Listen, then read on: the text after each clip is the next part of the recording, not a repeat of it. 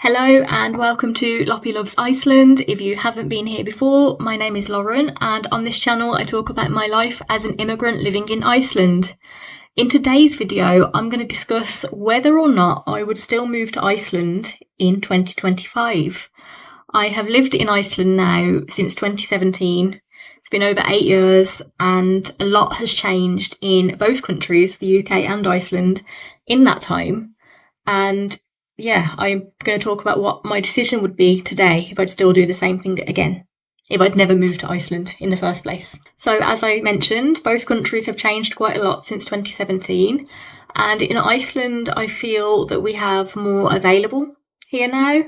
We have now food delivery services such as Wolt, which is, similar to like Just Eat and Uber Eats in the UK, which have been around since I was about 16. It's been a long time that we've had food delivery services, but we didn't have them here when I moved to Iceland. So yeah, that's something that's more convenient.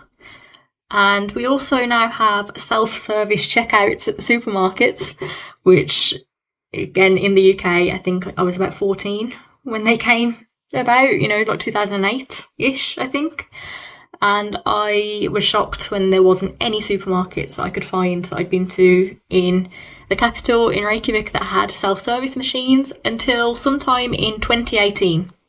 And I still remember I went to a Kronan supermarket that I didn't usually go to after work in Reykjavik just to pick up something because it was close to my work on the way home.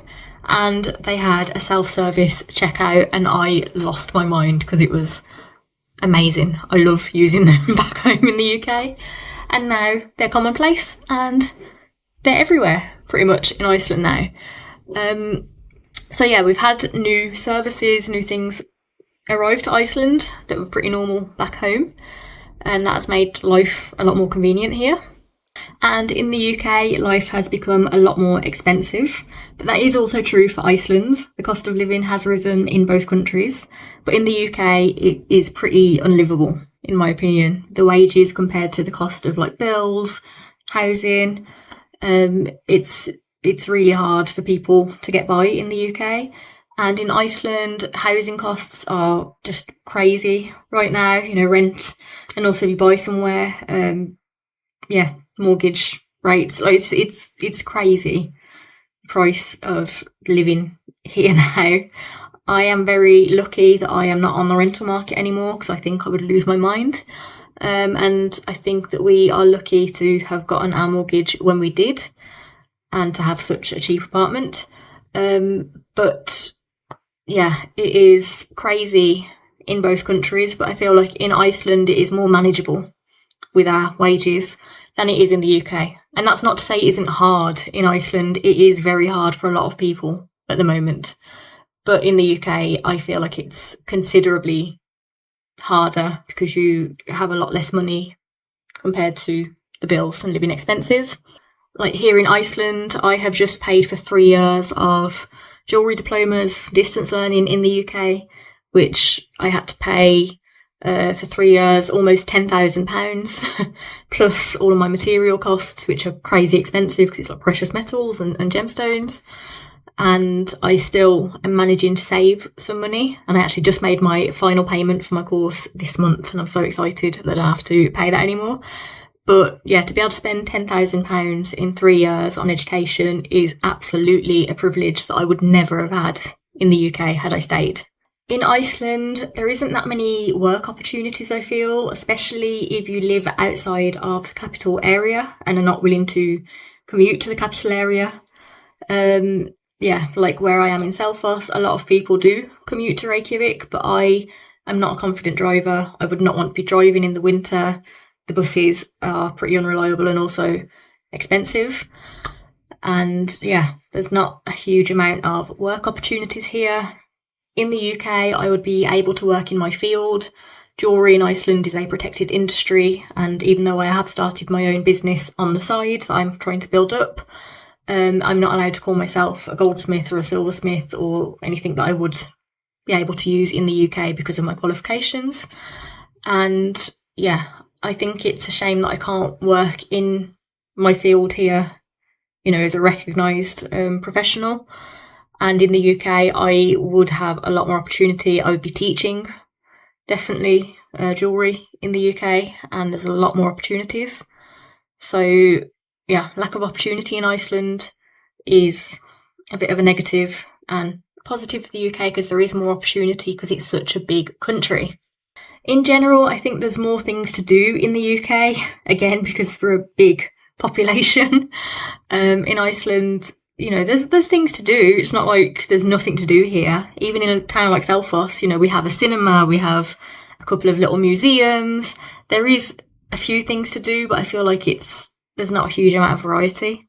I think the most exciting thing that I do here, maybe once or twice a year, is I go to Reykjavik to the bowling alley. But, you know, there's not like a huge variety of things to do compared to the UK. And also, I really like visiting like historical sites in the UK, you know, like ruined abbeys and things, and we don't really have that here in Iceland. There is some kind of like archaeological sites, but there's not a huge variety in my opinion, and it's not as interesting as seeing these huge old ruined buildings and, yeah, really getting into different periods of history here.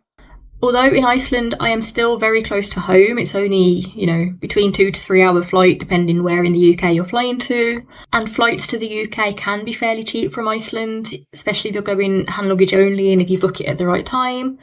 But I feel like international travel is easier and cheaper from the UK because we're closer to mainland Europe and there's more airlines, budget airlines to choose from. There's more deals to be had.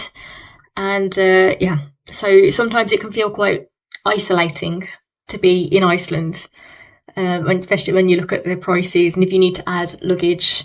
And it can become quite a high expense to travel outside of the country. And I personally feel like I need some time from Iceland. Like I was stuck here for 2 years during COVID, and I just felt like I was getting cabin fever in this country. Here in Iceland, you can be pretty stuck at home here in the winter because of the weather. And, you know, if you have plans, sometimes they have to change, be cancelled, you know. And it can be a little bit difficult if you're not someone who enjoys spending time at home and you want to be out socialising. Luckily, I'm not the kind of person that hates being at home. I quite enjoy it. But that can be very difficult. I feel like in the UK, because our weather is a lot milder, there's more activities to be had. And we also have a lot more like seasonal events. There is still Christmas markets in Iceland and things like that, but I feel like we have a lot more in the UK. The healthcare system in both countries. So a lot of people are complaining about the NHS. I have had bad experiences with the NHS when I used to live in the UK, but I've also had a lot of positive ones. I think it's amazing that it is still free at the point of service. We do still pay in our taxes, I understand that, but it is not the same as having to pay every time you go for a medical appointment. And I you know, even though the NHS has faults, I think it is still pretty amazing, even though there's long waiting lists. And, you know, in Iceland it is also very, very challenging healthcare system. We do have long waiting lists. It can sometimes feel impossible to get an appointment. I think it depends where in the country you are. Here in Selfoss, you know, sometimes it is a struggle to get an appointment at the doctors here. And nothing really gets resolved, at least in my experience. It's like if you go with a problem and they just rule out one thing, and then if they rule it out, they're like, well, that's not the problem, but don't really try to investigate it further. That's been my experience quite a few times here in Iceland. I really, really do not like the healthcare system here. I don't think it's very effective. And it's also annoying when you have to pay every appointment, even though it's a very, very small charge. I feel like I'm being ripped off if I have to pay anything for the the service here, honestly. Individuality among people is quite an interesting topic. Like in the UK, I was there recently in the summer. There are lots of people with lots of different, you know, that are physically very individual in the way they dress, the way that they express themselves. And I really like that kind of society where everyone is so different.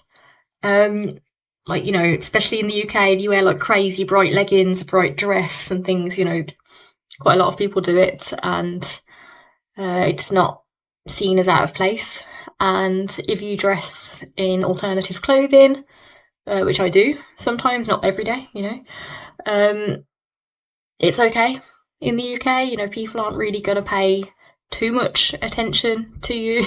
Whereas in Iceland, it feels like there's not a lot of difference between the way people dress and express themselves. And it feels if you were dressed different from everyone else. For example, the weekend, I was dressed both days in 2 different dresses, not like crazy alternative dresses or anything, but dresses that wouldn't really be the style in Iceland. And I did feel like people were kind of looking at me like, oh, you know, that's a bit weird. And yeah, it's uncomfortable. And I like it when people are free to just be who they are without any judgment. I mean, there is still going to be people judging you in the UK as well, but not, I feel, to the extent as here. Safety in Iceland is obviously a lot better than in the UK. We don't have as much violent crime in Iceland as the UK, especially in my hometown. I don't feel safe in my hometown. This summer it was really uncomfortable being there, actually. And in Iceland, you know, there's been very few times that I have felt unsafe. And that's a huge plus for Iceland, is personal safety. And yeah, so Iceland does feel a lot safer than the UK, and that's a massive bonus. And finally, here in Iceland, I feel settled, but I don't feel secure. And that might just be my experience as an immigrant. Maybe in every country, immigrants feel that same way. I feel like I will feel more secure in Iceland once I have my citizenship, which will still take well over a year to go through. But yeah, I feel, yeah, part of me also feels like I will never kind of feel secure here because I'm an immigrant. So overall, would I still move to Iceland in 2025, all things considered? I am going to say no, I wouldn't.